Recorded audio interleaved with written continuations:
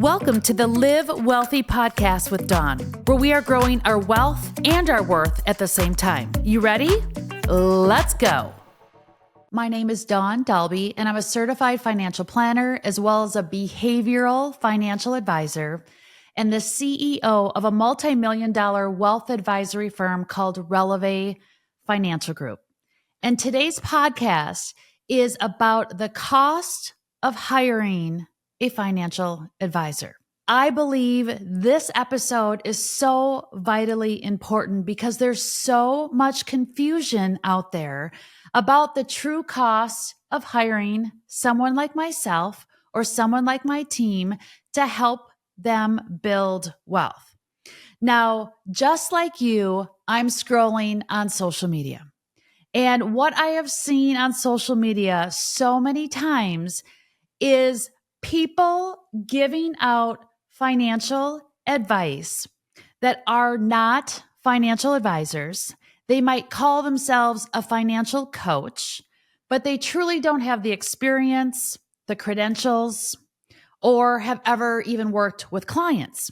And for someone like me that's been in the business for over 20 years, I get a little frustrated with seeing people calling themselves out as experts. These other advisors or so-called advisors are also giving advice around, wealth management, how to build investments, how to minimize tax, how to have a financial plan, all of the things.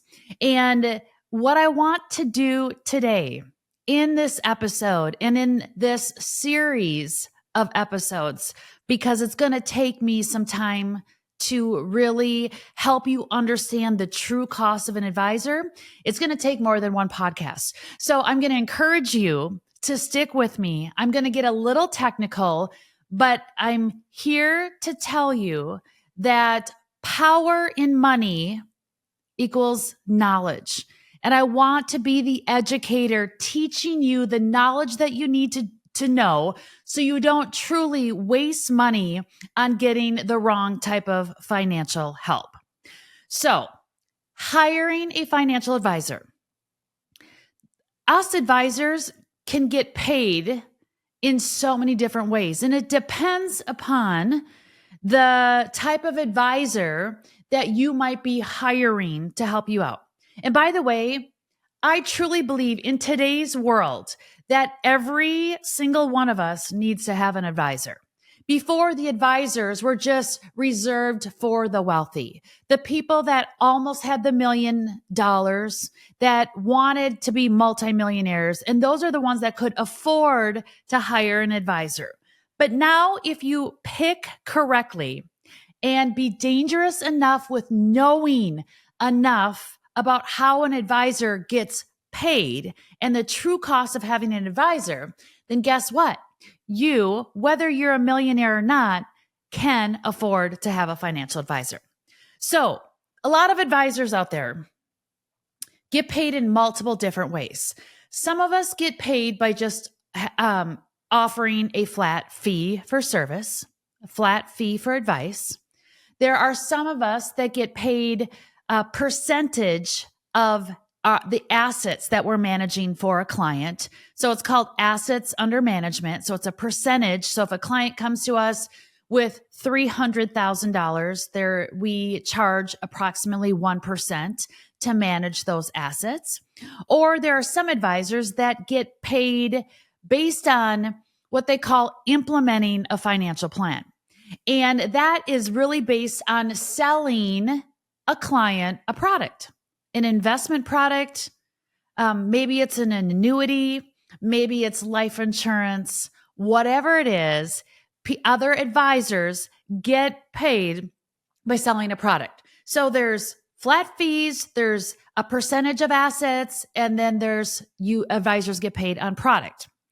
So the main thing before you even engage with an advisor, what I want you to ask, no matter who you are meeting with, is ask the question, how do you get paid? That is the number one question you should be asking any financial advisor, coach, educator is how they get paid. Okay? That is the biggest thing. Now, as I continue to scroll myself on social media, I've ran into a bunch of ads recently that talk about that advisors getting paid too much for the value that they're delivering back. So these advisors are paid a percentage of the client's assets. And these particular ads are saying that the advisor is really kind of ripping off the client. And instead, the advisor should just be charging a flat fee. Well, of course, they're going to say that because they are charging a flat fee for financial advice. I'm here to tell you that both ways for an advisor to get paid, a flat fee or assets under management, does both of those things, both of those ways actually make sense. But it's all dependent upon is what your actual goal is and what you are getting advice on and what you are trying to achieve. So if you already haven't noticed, full disclosure, as a CFP, certified financial planner, as well as a behavioral financial advisor, I charge my clients based on what's called assets under management, AUM, or a percentage of their portfolio. Okay, that's how I get paid. Again, you should always understand how an advisor gets paid. So the reason why my investment firm, wealth advisory firm, charges this way, because I believe that the most important value that anyone gets out of working with an advisor, well, I shouldn't say the most important value, but really significant value, is for the advisor to be able to manage the client's investments, and the advisor also giving the client the most productive ways to minimize their tax bill on their investments and their tax bill on their income. Okay, so those are two significant, most important advice that we are giving out to our clients is what's the best way to manage the investment? What's the best way to minimize the taxes? And the reason why I say it's not the most, because I also believe the behavioral part about managing people's emotions around money is just as significant, but I'm going to get to that more in a little bit. But the reason why we charge a fee under assets under management is because I believe that your advisor, that any advisor should be highly motivated based on the money that they're getting. They're highly motivated to do better for the client. For example, as an advisor, as the CEO of an advisory firm that charges assets under management, is that I believe that when I motivate my team to charge based on the results that the clients are going to get on their investments and their taxes, creates a win-win for the client and a win-win for the advisor. And the advisor only wins. Hear me out on this. The advisor only wins when there's better performance and the client wins. In fact, you're going to hear me talk about a study coming up here in this episode or in the next episode about what do I truly mean by the client wins more than the advisor.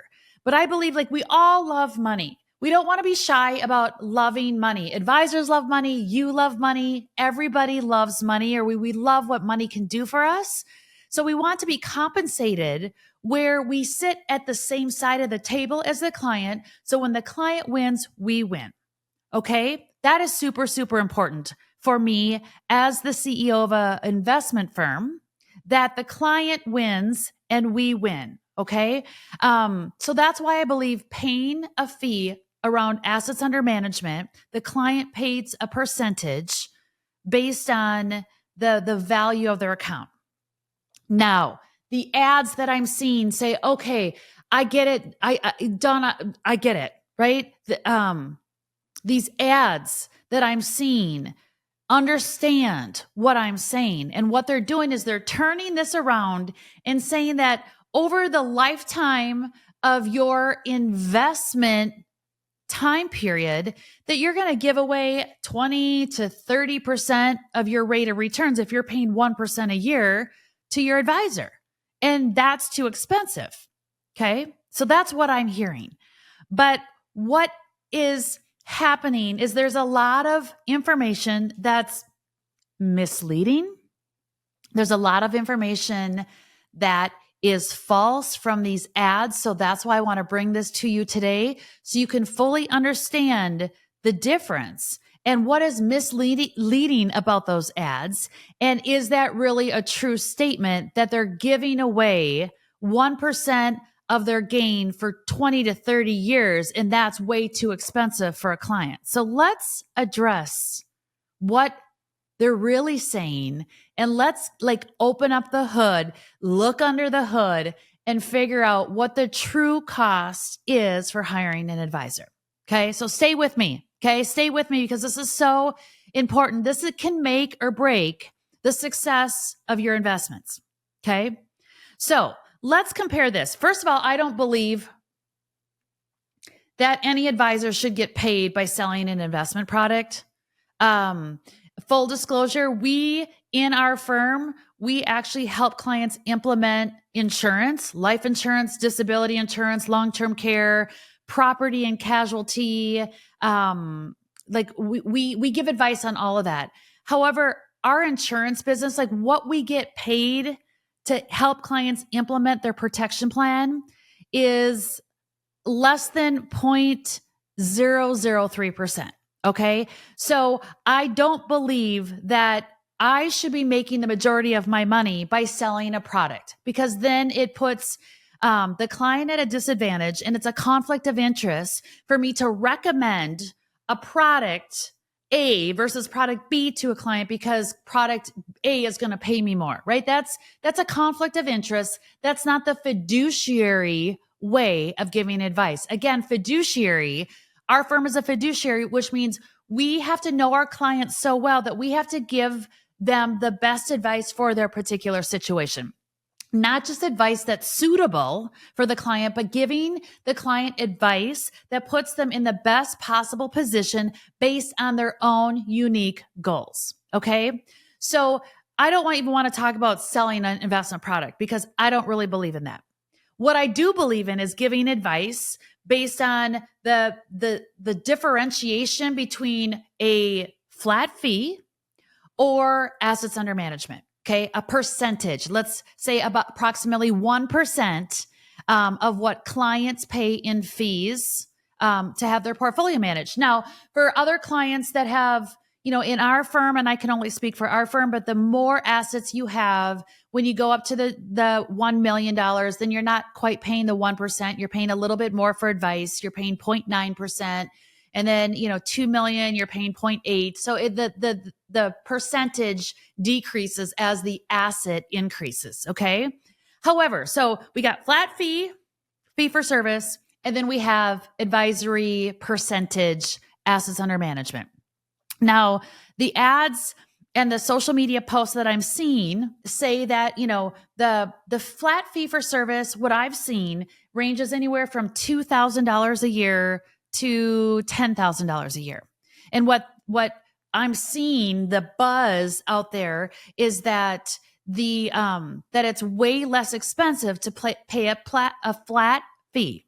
It's way less expensive to pay a flat fee than it is for you to pay a percentage of assets under management. Okay, so let's talk about that. So the flat fees were ranging, what I saw, $2,000 to $10,000. So to me, if someone's going to pay a fee of at least $10,000, the social media posts that I'm seeing, or the people that are promoting flat fee advice is better than a percentage of assets, are really to me kind of looking at anytime your fee is over $10,000, right, which is $1 million investment portfolio paid at 1%, that you should really consider not paying a percentage of a percent of assets under management, because it's going to be way more than $10,000. So the fees that I've seen, flat fee, are $2,000 to $10,000. Okay. So let's talk about so if you have a portfolio that's over $1 million, $2 million, $3 million, etc., then what they're saying is that you can still get the same advice for paying us $10,000 versus paying a $2 million portfolio of approximately $18,000, right? So that's where I think, if I'm understanding this correctly, they're saying like, don't pay. So as your assets grow, don't pay more. You can still get great advice, okay, which you can, but you can still get great advice without paying the fee. The assets under management fee, the 1%. Okay. Even though, like I said earlier, the more money you have in our firm, the less of the fee is, but still from a dollar perspective, it is more. So here's what I want to say about assets under management and paying a percentage of your portfolio to an advisor to help you grow your wealth. Well, first and foremost, a client that has $1 million plus in their portfolio needs a higher level of sophistication when we're talking about investment strategies and tax strategies. They need a higher level of sophistication when we're implementing the financial plan. They also need somebody to coordinate everything in their life, their taxes, their investments, their business, their estate plan, their attorneys, their insurance, like all of the things. So there's a higher level of coordination that needs to happen. Okay. But here's what I want to really nail down today is that you as the client, or you as the one thinking, should I even hire an advisor? I want to tell you the true cost under my model, assets under management, what it takes to manage your portfolio. So with that said, let's just use $1 million portfolio example. So let's say you hire a flat fee advisor and you're going to pay, let's say you have a sophisticated situation and you're going to pay you're going to pay a flat fee of $10,000. Let's say you have $1 million portfolio and you are going to pay a 1% assets under management or $10,000, the same fee. But here's the difference. And this is what most people don't understand, because we're so caught up in just scrolling and seeing the headlines and not fully understanding financial literacy, financial education, what goes in to truly managing a client's portfolio and managing a client's financial plan. So here's the deal. That 1% fee that you pay, in example, to myself or my firm for advice work, typically is paid from a tax deferred or tax-free account. What does that mean? It means that you're paying a fee on money that's either a tax deduction to you or money that hasn't already been taxed. And for the majority of us, between federal and state income taxes, we are on average in approximately 30% tax bracket between federal and state. So if we're comparing apples to apples, a $10,000 flat fee, you're paying that typically with after tax dollars. But in our situation, how we charge our clients is based on an account, a tax-free or tax-deferred account, or the fee becomes tax deductible because they're getting business financial advice. Then that fee, instead of that 1%, if you're in a 30% tax bracket, goes down to, instead of 1%, it would be 0.7% because of the tax advantages that we use for our fees. Okay. So let's say also under the true CFP fiduciary environment where we're charging a percentage of assets, let's say, because I do this in my investment firm, I hire an investment analyst. In fact, I have 2 of them on the team who are incredible, bright investment analysts who do so much research and due diligence. And what their job is to find a way for the client to get a little bit better return than they could outside of not working with an advisor. How do they do that? Many different ways, which we are going to get into, but their job is to help minimize some of the investment fees, get clients different exposure to different type of investments, take risk out of the portfolio, et cetera. So let's just say, and this is pretty accurate, but let's say the investment advisor that I hire in my firm, I have 2 of them, they're analysts, and I say that they can, not every single year, but on average, either reduce the cost of investments or get a little bit better rate of return than the market, about by 0.5%. So think about this. If now your after-tax fee is 0.7 and the advisor is getting 0.5% better in a rate of return or minimizing the investment fees, now we're looking at a net cost of 0.2%. 0.2%. Okay. And then I haven't even discussed or given advice around tax implementation.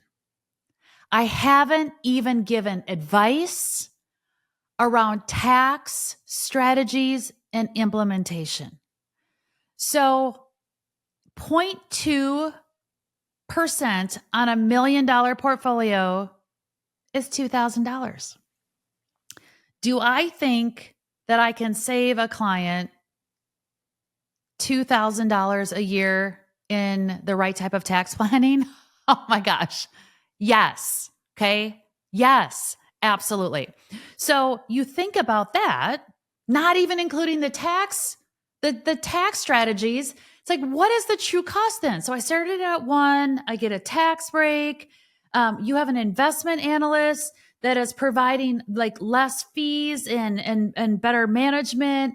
Even if you get 0.5% better rate of return, and then you do tax planning and strategy on top of that, like, okay, to me, that fee is almost, I can't even say it, but what is that fee? Like I just stripped away the entire fee for clients to work with us. Now, the clients have to pay us that percentage, right? And even when the clients pay us a $2 million portfolio or a $5 million portfolio, and let's say they're even paying 0.8% or 0.5%. Yes. Is that more than $10,000? Sure. It's $20,000, $30,000, $40,000 in a fee. But let's look at the value in investment performance. Let's look at the value in tax minimization strategies. Like, let's get real about the true cost of working with an advisor.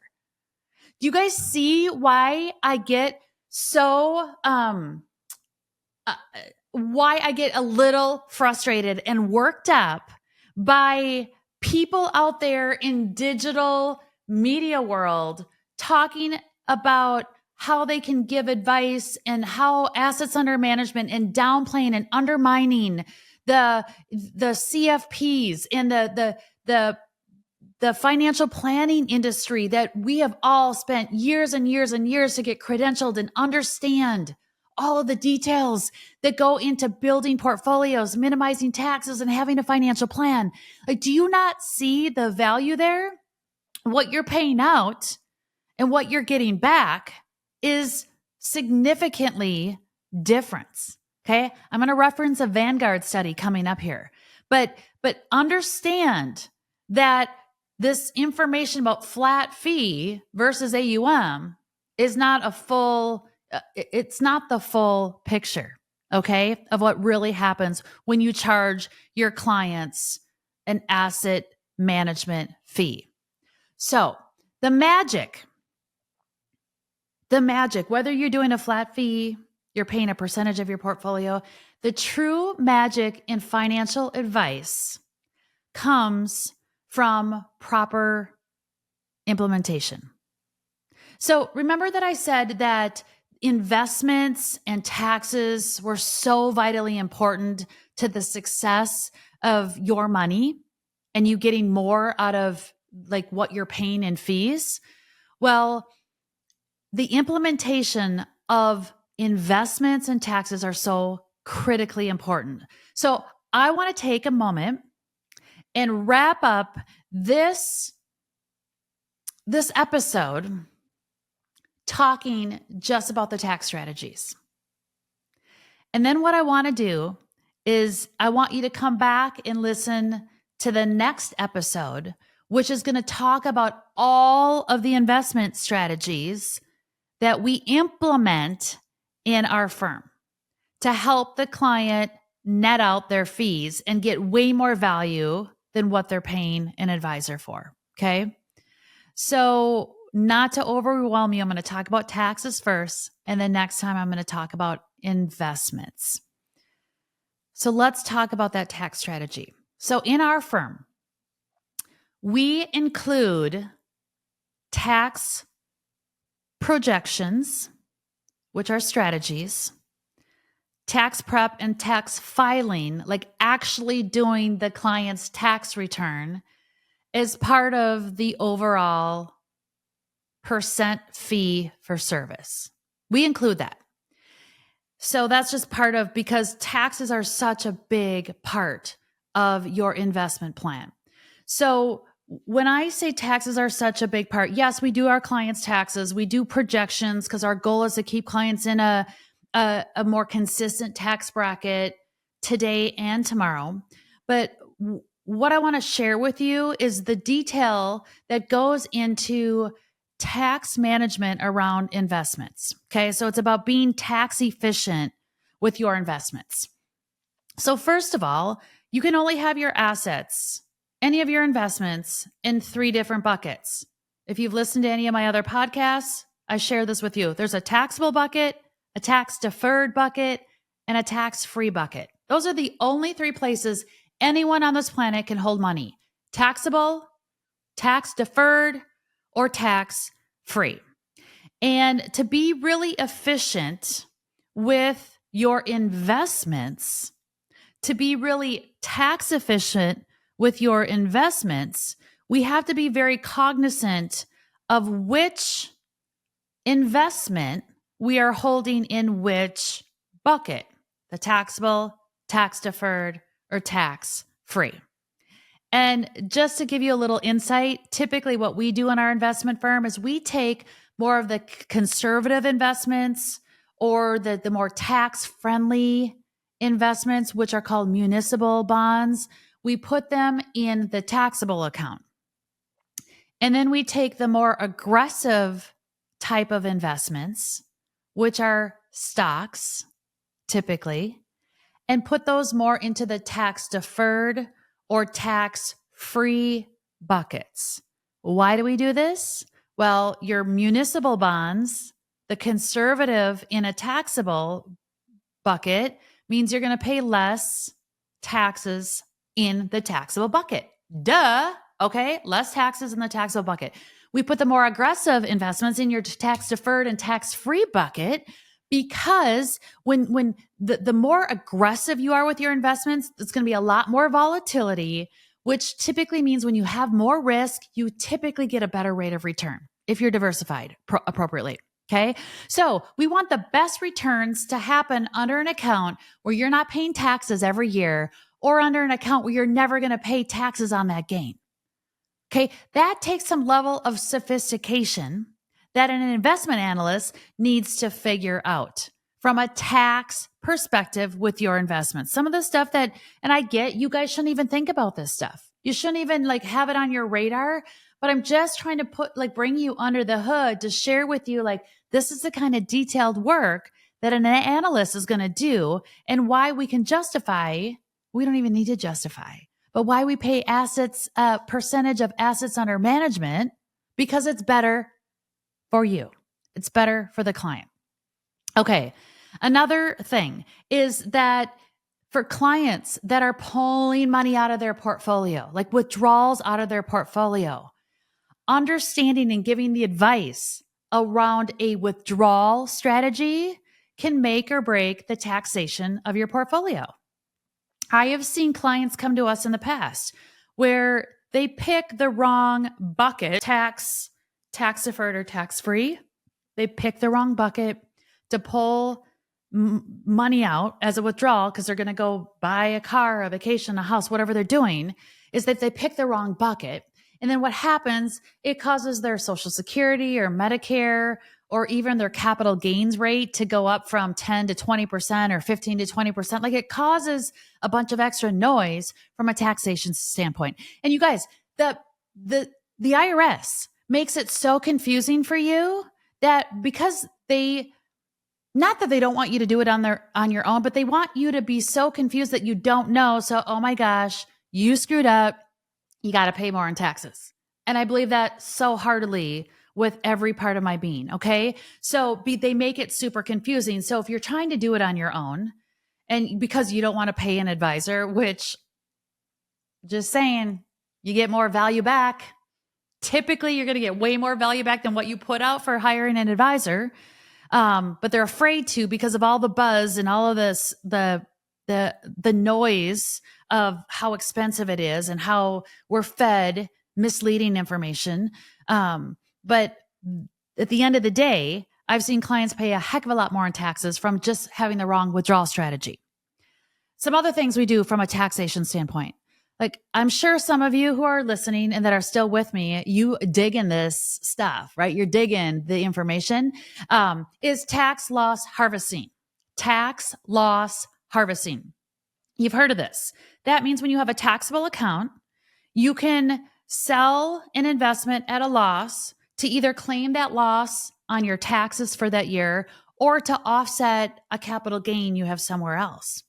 And typically when we do these tax loss harvesting, we're really trying to understand when we should take the losses, when we should take the gains based on your overall tax bracket.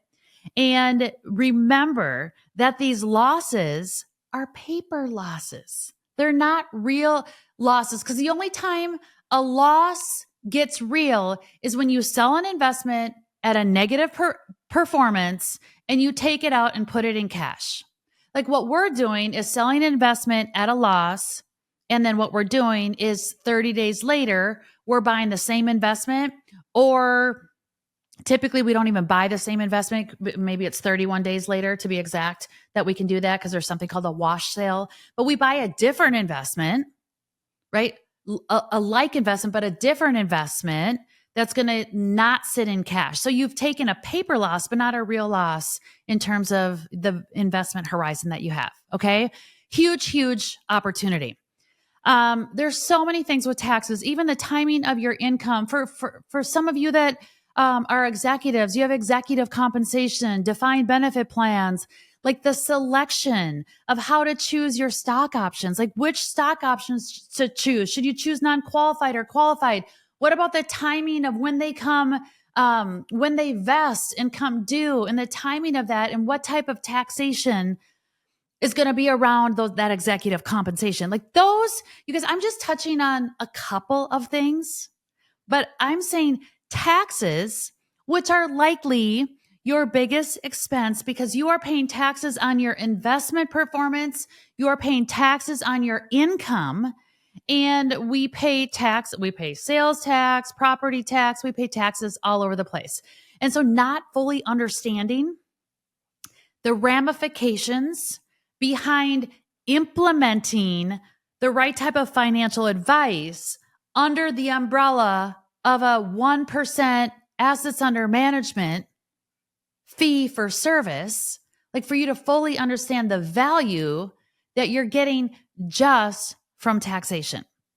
In fact, before I close this episode, I just want to tell you a story. Like a couple of years ago,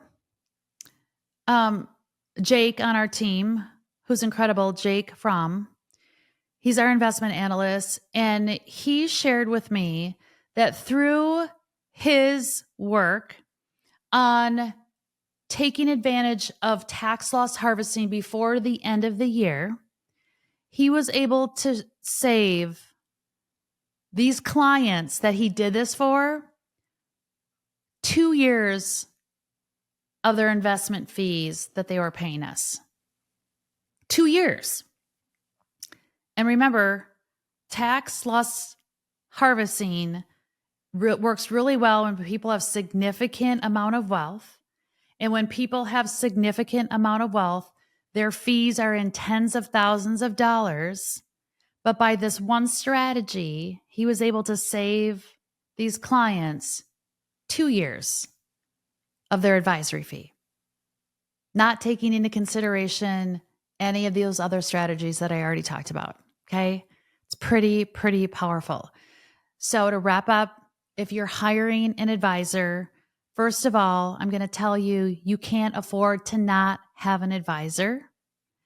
And I'm here to share with you if that advisor is truly doing their job as a fiduciary and managing your investments, your taxes, and your behaviors, then the value back to you is 3 times the value of what you would pay an advisor. It's pretty powerful. Okay. So thanks for listening. Stay with me. The next episode, we're going to talk about all the investment opportunities that our investment analyst does on our team to really help you out with understanding how to invest your money. Then all of the background stuff, all of the due diligence, all of the things that happen behind the scenes that people aren't even aware of, and why it makes more sense to pay a fee for your assets versus paying for a product to invest your money in or just a regular flat fee.